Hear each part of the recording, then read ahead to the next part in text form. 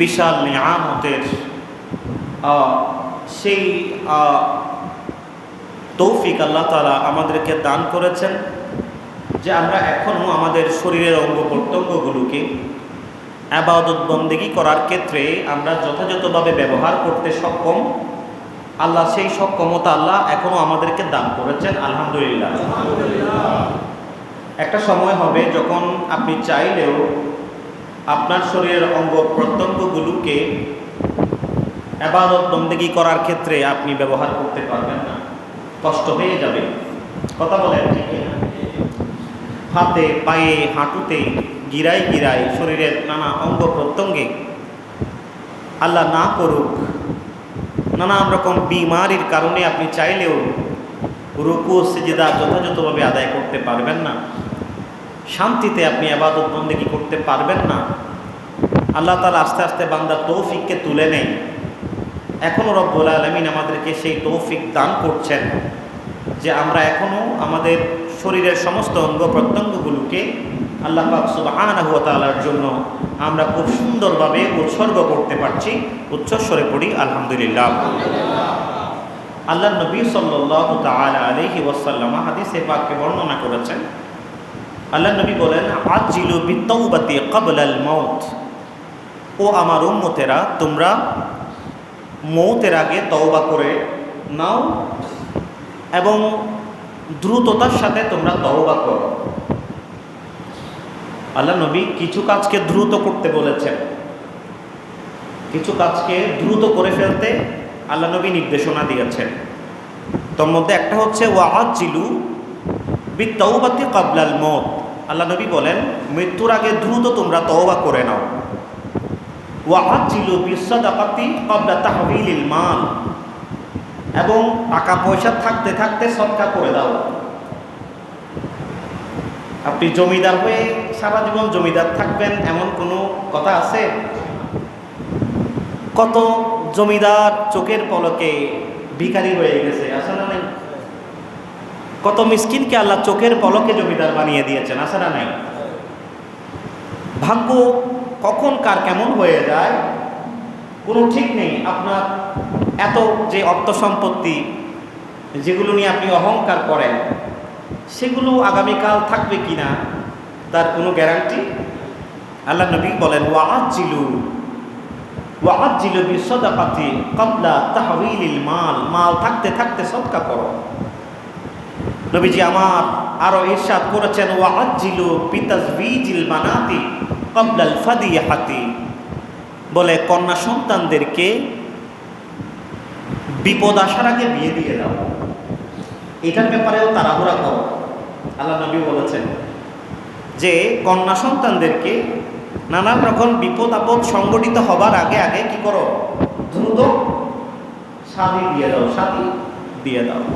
ওয়াআজিলু বিদাফনিল মাইয়িতি ক্বাবলাল হাদাস। আমার নবী বলেন, এবং মইয়তকে, মানুষ যখন মারা যায় ওই মরহুমের শরীর বলে কোনো হাদস হবার আগে, আবার অপবিত্র হয়ে যাবার আগে দ্রুত দাফন করে দাও। সুবহানাল্লাহ পড়েন। আমরা তো এখন মইয়ত নিয়ে কাণ্ড কারখানা করি, মানে মইয়ত নিয়ে আমরা তামাশা করি, জানাজা বড় দেখানোর জন্য, মানুষ বেশি হওয়ার জন্য, আনুষ্ঠানিকতা একটু বড় হলে এগুলোর সাথে কবরের সাথে কোনো সম্পর্ক নেই। এগুলো দুনিয়ার উপরে। আপনার মান সম্মান প্রভাব প্রতিপত্তি যা কিছু আছে, আপনার স্টেটাস, সমস্ত কিছুর সাথে সম্পর্ক দুনিয়ার, আখিরাতের না। আপনি দুনিয়াতে কি ছিলেন, ইট ডাজন্ট ম্যাটার। আপনি কি নিয়ে এসেছেন কিয়ামতের ময়দানের জন্য, কবরের জন্য, এটা হচ্ছে ম্যাটার। আল্লাহ পাক সুবহানাহু ওয়া তাআলা এটার দিকে দৃষ্টি দেন। সুবহানাল্লাহ। এজন্য মানুষ মারা গেলে দেরি করবেন না। জানাজা আনুষ্ঠানিকতা না, এটা হচ্ছে তাকে তাজিমের সাথে দাফন কাফনের ব্যবস্থা করা, তার জন্য দোয়া করা। জানাজা নিয়ে কেউ পলিটিক্স করবেন না। নানান জায়গায় এগুলো হয়, দেখে আসছি। তবে নবীজি সাল্লাল্লাহু আলাইহি ওয়াসাল্লাম বলেছেন, ওয়াআজিলু, তোমরা দ্রুত করো। কি করো? দ্রুত করো। বিদাফনিল মাইয়িতি ক্বাবলাল হাদাস। কারণ এটা মইয়ত, যে কোনো সময় আবার অপবিত্র কিছু বের হতে পারে। তাকে গোসল দেওয়া হয়েছে, পরিষ্কার পরিচ্ছন্ন করা হয়েছে, এখন আপনি তাকে ঘন্টার পর রেখে দিলেন। কথা বলেন ঠিক কিনা?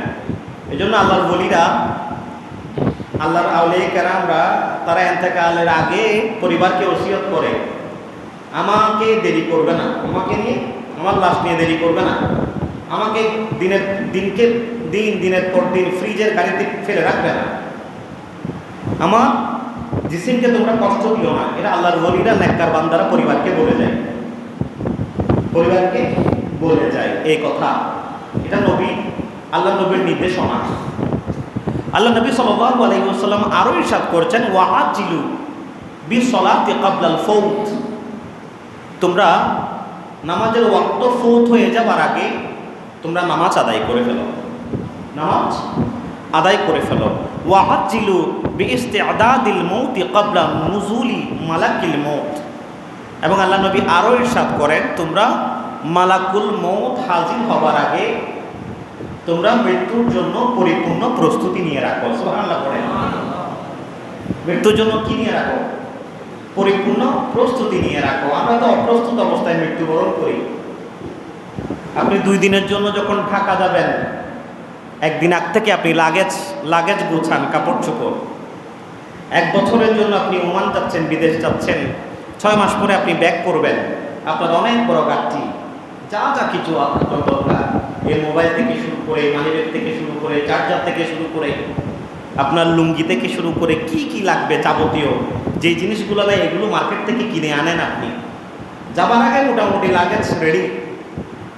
এই 5-6 মাসের জন্য, 1 বছরের জন্য কত প্রস্তুতি আপনার, যেখানে আবাদা আপনাকে থাকতে হবে। আপনার চিরস্থায়ী ঠিকানা যেটা, সেই আখেরাতের প্রস্তুতি কার কতটুকু? আজরাইল ফেরেশতা যখন এসে দাঁড়িয়ে যায়, তখন ডানে বামে যখন তাকাবেন, আপনি আপনার প্রস্তুতির কিছুই দেখবেন না, কিছুই আপনি সম্বল জোগাড় করেননি। আল্লাহ নবী বলেছেন, এই জন্য আজরাইলের জন্য অপেক্ষা করো না। আজরাইল আসার আগে তোমরা কবরের জন্য, ওই অন্ধকার ঘরের জন্য তোমরা কিছু সম্বল জোগাড় করে না। উচ্চস্বরে পড়ি সুবহানাল্লাহ। ওয়াআজিলু বিল আ'মালিস সালিহাতি ক্বাবলা ফানাইল উমর। আল্লাহ নবী আরো ইরশাদ করেছেন, তোমরা দ্রুত কি করো? ভালো আমল করো। ক্বাবলা ফানাইল উমর, তোমাদের বয়স হারিয়ে যাওয়ার আগে। যখন বয়স হয়ে যাবে, বার্ধক্যে যখন উপনীত হয়ে যাবে, তখন তো আপনি চাইলেও আর হজ করতে পারবেন না। হজের জন্য শারীরিক সামর্থ্য দরকার। আপনি টাকা করে টাকার পেছনে দৌড়াইতে হায়াতটাকে কাটিয়ে দিলেন। বৃদ্ধ বয়সে আপনি হজে গেলেন, হজে যাওয়ার আপনার সেই শক্তিটুকু শরীরের মধ্যে নাই। আল্লাহ নবী বলে, ও আমার উম্মতেরা, এমনটা তোমরা করবে না। শরীর থাকতে, সক্ষমতা থাকতে তোমরা আমলে সালেহা তোমরা করে নাও। সুবহানাল্লাহ পড়েন। এবং এখানে আরেকটা কথা খুব বেশি জরুরি, সেটা হলো হযরত ইমাম গাজ্জালী রাহমাতুল্লাহি আলাইহি এই বর্ণনা করেছেন, আল্লাহ নবী সাল্লাল্লাহু আলাইহি ওয়াসাল্লাম তিনার যেই হাদিসের গ্রন্থ, কোরআনের পরে যেই গ্রন্থের সবচাইতে সম্মান, সেটা সহিহ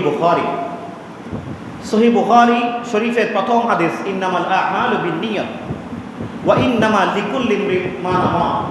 আল্লাহ নবী সাল্লাল্লাহু আলাইহি ওয়াসাল্লাম বলেছেন, নিশ্চয়ই সমস্ত কাজ আমলের উপর নির্ভরশীল।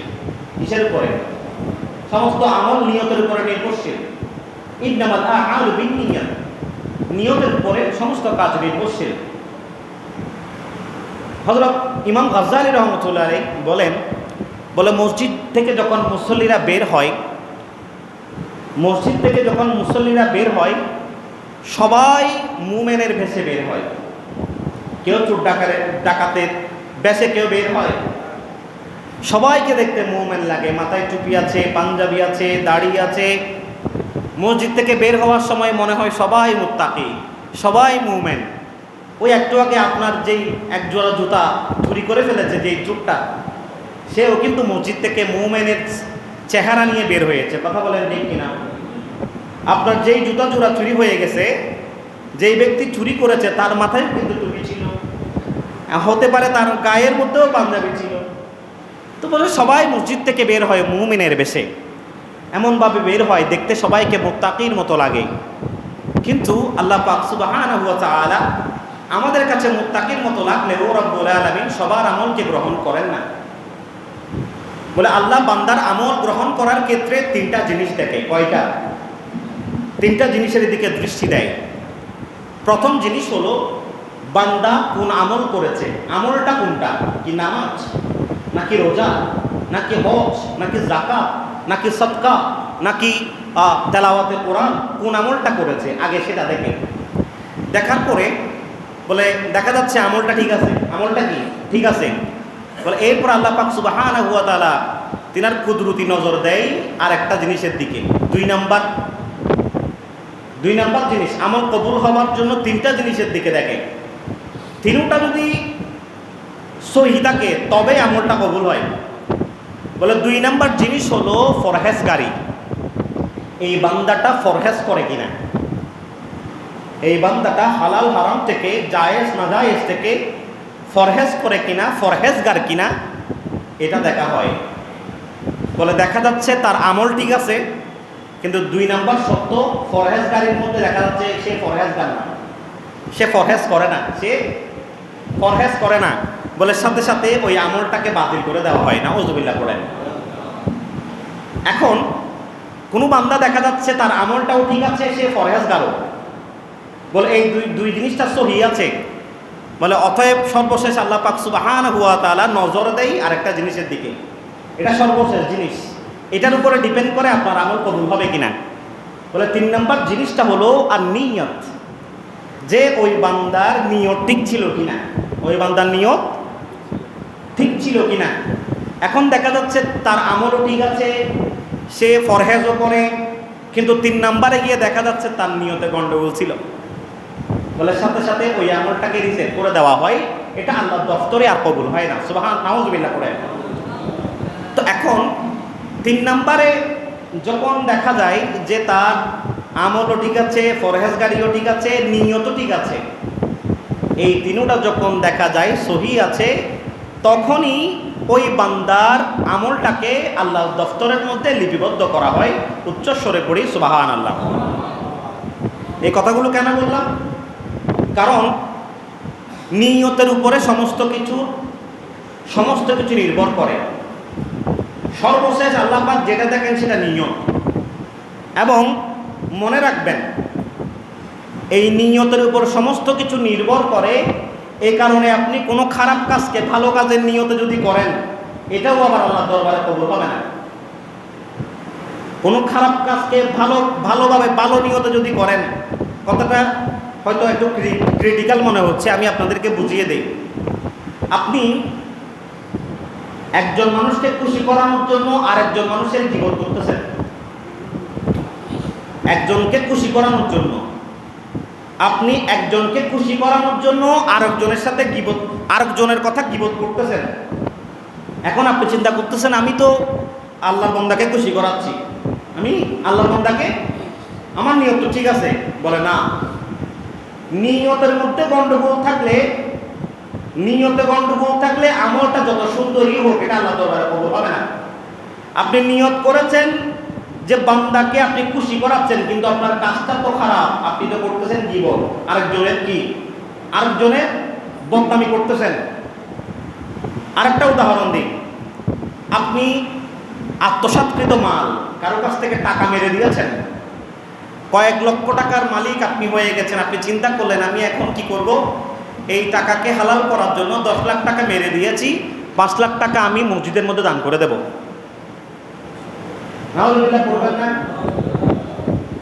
এখন আপনি চিন্তা করতে পারেন যে আমার নিয়ত তো সুন্দর, আমি মসজিদে 5 লাখ টাকা দিচ্ছি, আমার নিয়ত সুন্দর। তো আল্লাহ পাক সুবহানাহু ওয়া তাআলা ইমাম গাজ্জালী রাহমাতুল্লাহ আলাইহি বলে এই আমলটা ঠিক আছে, তার দেওয়াটা ঠিক আছে, 1 নাম্বার সত্যে সে সহি, 1 নাম্বার সত্য পার হয়ে যাবে, আমল পার হয়ে যাবে, কিন্তু ফরহেজগারি এবং নিয়তের ক্ষেত্রে বাধাগ্রস্ত হবে। একটা আমল কবুল হওয়ার জন্য কয়টা সত্য বলেছে? 3টা না? 3টা। যেই ব্যক্তি আত্মসাৎকৃত মাল সদকা করে দেবে, তার আমলটা ঠিক আছে, এক নাম্বারটা কোনো রকম পার হয়ে যাবে, কিন্তু 2 নাম্বারে পার করতে পারবে না। 2 নাম্বারে হচ্ছে পরেশগারি, 3 নাম্বার হচ্ছে নিয়ত। এই দুইটা জায়গায় তার আমলটা কি হয়ে যাবে, এটা রিজেক্ট হয়ে যাবে, বাতিল হয়ে যাবে। এজন্য বলে নিয়তটা বেশি জরুরি। আল্লাহ পাক সুবহানাহু ওয়া তাআলা নিয়তটা খুব বেশি দেখেন, এটার উপরে আল্লাহ তাআলা বান্দার আমলকে আল্লাহ তাআলা লিপিবদ্ধ করেন। বুখারী এবং মুসলিম শরীফের মধ্যে একখানা হাদিস শরীফ, আল্লাহ নবী সাল্লাল্লাহু আলাইহি ওয়াসাল্লাম আর নিয়তটা কত জরুরি একটু দেখবেন।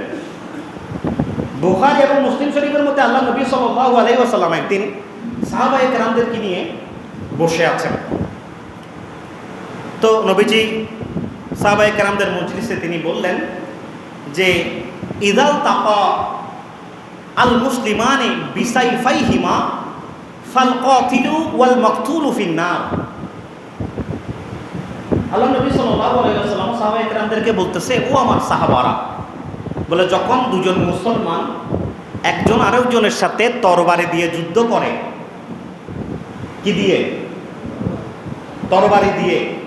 ইদাল তাকাল মুসলিমানে বিসাইফাইহিমা, কোনো অস্ত্রশস্ত্র দিয়ে, ছুরি দিয়ে, তরবারি দিয়ে। এখন তো গুলি, এখন কি আর তরবারি ব্যবহার করে? এখন তো AK-47। বলে যখন একজন মুসলমান আরেকজন মুসলমানের সাথে উভয়ে তরবারি দিয়ে বা কোনো অস্ত্র দিয়ে যখন যুদ্ধ করে, ফাল কাতিলু ওয়াল মাকতুলু ফিন্নার। আল্লাহ নবী বলেন যে হত্যা করেছে, যে হত্যা হয়েছে, দুজনের জায়গা হচ্ছে জাহান্নাম। নাউযুবিল্লাহ পড়েন। দুজনের জায়গা কোথায়? জাহান্নাম। এখন এই কথা বলার পরে আপনিও একটু চিন্তা করেন, আপনার কাছে বিষয়টা কেমন জানি মনে হচ্ছে, এটা কেমন বিচার হলো? আল্লাহ নবী সাল্লাল্লাহু আলাইহি ওয়াসাল্লামকে সাহাবায়ে কেরামরা জিজ্ঞেস করলেন, ইয়া রাসূলুল্লাহ, এটা কেমন বিচার? যে হত্যা করেছে এবং যে মারা গেছে দুজনে কেমনে জাহান্নামী হবে? জাহান্নামী হওয়ার কথা তো হত্যাকারী। একটু খেয়াল করবেন, জাহান্নামী হওয়ার কথা কে? কথা বলেন।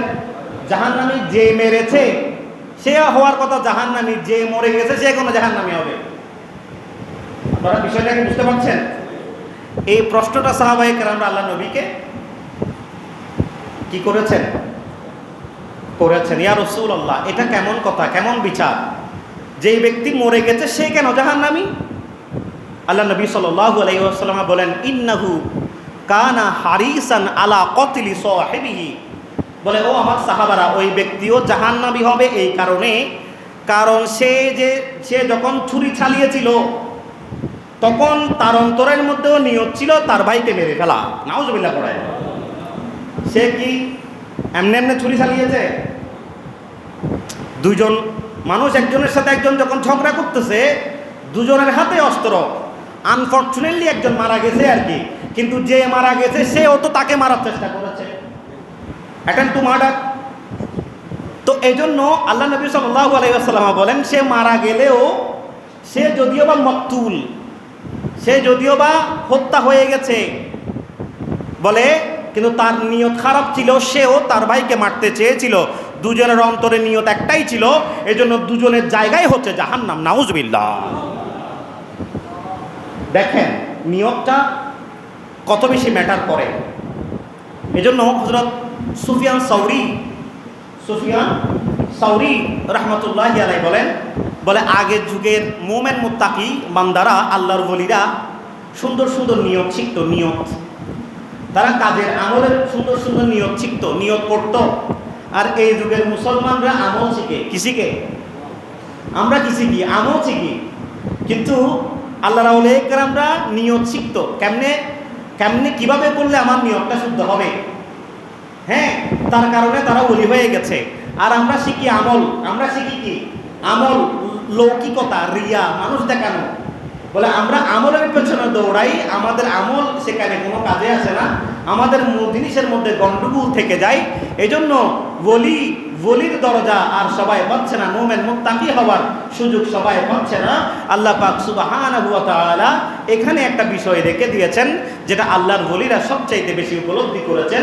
সেটা হলো নিয়তুল মুমিনি খায়রুম মিন আমালিহি। নিয়তুল মুমিনি খায়রুম মিন আমালিহি। বলে মুমিনের অন্তরের নিয়ত তার আমল থেকেও উত্তম। সুবহানাল্লাহ। মুমিনের নিয়ত তার আমল থেকেও কি উত্তম। এজন্য নিয়তটাকে বড় শুদ্ধ করতে হবে, নিয়তটাকে সহি করতে হবে। পেয়ারা হাজরিন, আরজ করছিলাম মহরম মাস, এই মহরমের সাথে ইসলামের অত্যন্ত ঐতিহাসিক একটি মাস এই মহরম মাস, যেই মাসে আল্লাহ পাক সুবহানাহু ওয়া তাআলা এমন এমন বিষয় রব্বুল আলামিন এই মাসের মধ্যে সংগঠিত করেছেন, যেটা গোটা মুসলমানের জন্য যেটাতে রয়ে গেছে শিক্ষা। আল্লাহ পাক সুবহানাহু ওয়া তাআলা দুনিয়ার জমিনকে সৃষ্টি করেছেন এই মুহররম মাসের 10 তারিখ, আশুরা, মুহররমের 10ম দিবস, এবং এই দুনিয়াকে আল্লাহ তাআলা ধ্বংস করবেন তাও আশুরার দিনে। সুবহানাল্লাহ পড়েন। এই মুহররমের মধ্যে যেই আশুরা দিবস আছে, দশম দিবস, এই দিবসে আল্লাহ পাক সুবহানাহু ওয়া তাআলা কতগুলো ঘটনা সংগঠিত করেছেন জানেন? রব্বুল আলামিন এই দিনের মধ্যে লৌহ কলম সৃষ্টি করেছেন। এই আশুরার দিবসে আল্লাহ পাক সুবহানাহু ওয়া তাআলা আদম হাওয়াকে সৃষ্টি করেছেন, আদমের তওবাকে কবুল করেছেন এই আশুরার দিনে, এবং হযরত দাউদ আলাইহিস সালাতু ওয়াস সালামের তওবাকে আল্লাহ তাআলা কবুল করেছেন এই আশুরার দিনে। হযরত আইয়ুব আলাইহিস সালাতু ওয়াস সালামকে রোগ থেকে মুক্তি দান করেছেন এই আশুরার দিনে। হযরত ইব্রাহিম আলাইহিস সালাতু ওয়াস সালামকে নমরুদের আগুন থেকে হেফাজত করেছিলেন এই আশুরার দিবসে। হযরত ইউনূস আলাইহিস সালাতু ওয়াস সালামকে মাছের পেট থেকে মুক্তি দান করেছেন এই আশুরার দিবসে। হযরত নূহ আলাইহিস সালাতু ওয়াস সালামকে বন্যা থেকে আল্লাহ তাআলা মুক্তি দান করেছেন এই আশুরার দিবসে। হযরত ইব্রাহিম আলাইহিস সালাতু ওয়াস সালামকে খলিলুল্লাহ, আল্লাহর বন্ধু উপাধি দিয়েছিলেন এই আশুরার দিবসে। হযরত ঈসা আলাইহিস সালাতু ওয়াস সালামকে চতুর্থ আসমানে তুলে নিয়েছিলেন এই আশুরার দিবসে। হযরত ইদ্রিস আলাইহিস সালাতু ওয়াস সালামকে তাও আসমানে তুলে নিয়েছিলেন এই আশুরার দিবসে। হযরত মা খাদিজাতুল কুবরা রাদিয়াল্লাহু তাআলা আনহার সাথে আল্লাহর নবীর শাদী মুবারক হয়েছিল এই আশুরার দিবসে। আসমান থেকে সর্বপ্রথম বৃষ্টি নাজিল হয়েছিল এই আশুরার দিবসে। হযরত সাইয়্যিদুল মালায়েকা জিবরাইল আমিন আলাইহিস সালাতু ওয়াস সালাম সর্বপ্রথম আসমান থেকে দুনিয়ার জমিনে অবতরণ করেছিল এই আশুরার দিবসে। উচ্চস্বরে পড়ে সুবহানাল্লাহ। এবং সেই সাথে আল্লাহর নবী সাল্লাল্লাহু তাআলা আলাইহি ওয়াসাল্লামার বাগানের ফুল ইমামে আলী মকাম হযরত ইমাম হুসাইন রাদিয়াল্লাহু তাআলা আনহু ওই কুফার জমিনের মধ্যে 73 জন আহলে বাইতের সদস্যদেরকে নিয়ে ওই মুনাফিক জালেমদের হাতে সপরিবারে শহীদ হয়ে ইসলামের পতাকাকে সমুন্নত করেছেন এই আশুরার দিবসে। উচ্চস্বরে পড়ি সুবহানাল্লাহ। এজন্য এই আশুরা অনেক দামি একটা দিন। আল্লাহ নবী সাল্লাল্লাহু আলাইহি ওয়াসাল্লাম যখন মদিনায় আসলেন, তখন তিনি দেখলেন যে মদিনাবাসীরা এই আশুরার দিবস আসলে তারা রোজা পালন করে। তারা কি করে? একদিন রোজা পালন করে। তো আল্লাহ নবী সাল্লাল্লাহু আলাইহি ওয়াসাল্লাম তাদেরকে জিজ্ঞেস করলেন যে, ও মদিনাবাসী, তোমরা এই আশুরা মুহররমের 10 দিন যখন আসে, 10তম দিন, তখন তোমরা কেন রোজা রাখো? তোমরা কেন রোজা রাখো? এই কথা তাদেরকে জিজ্ঞেস করলেন। তখন এই কথা যখন জিজ্ঞেস করা হলো, তখন তারা বলল যে এই দিনে আমাদের নবী হযরত মূসাকে আল্লাহ পাক সুবহানাহু ওয়া তাআলা ফেরাউনের কাছ থেকে বলে কি করেছেন? হেফাজত করেছেন। এই কারণে আমরা খুশিতে আনন্দিত হয়ে আমরা মূসা আলাইহিস সালাম থেকে একটা রোজা আমরা করতে দেখেছি, সেটা হলো আশুরার রোজা। এই জন্য আমরা ওই 10 দিন আশুরার 10তম দিন আসলে আমরা রোজা রাখি। তো আল্লাহ নবী সাল্লাল্লাহু আলাইহি ওয়াসাল্লাম এই কথা শুনে তিনি বললেন, আচ্ছা তোমরা তাহলে এই জন্য মুহররমের 10 তারিখ রোজা রাখো যে মূসাকে ফেরাউন থেকে আল্লাহ তাআলা বাঁচিয়েছেন এবং ফেরাউনকে নীল নদের মধ্যে ডুবিয়ে দিয়েছেন এই দিনে, এই জন্য তোমরা রোজা রাখো। বলে হ্যাঁ। তো আল্লাহ নবী বললেন যে ফানাহনু আহাক্কু ওয়া আউলা বিমূসা মিনকুম, বলে আমরা তো এই রোজা রাখার ক্ষেত্রে তোমাদের চাইতে বেশি হকদার। মূসার জন্য, মূসা আলাইহিস সালামের এই আমল করার জন্য বলে তোমাদের থেকে তো আমি বেশি হকদার, কারণ মূসা আমার ভাই। সুবহানাল্লাহ পড়েন।